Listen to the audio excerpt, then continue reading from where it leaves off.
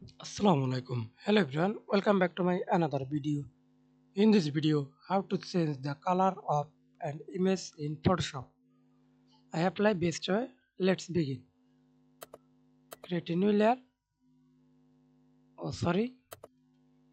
Select the image and click this icon. Now see this who saturations. Okay. Then lock and only image, not changing without background or anything. Changing only layer. And do not lock this, change everything. I lock this object. Then click and drag on your mouse. Now see this, change the color of an image. Saturations.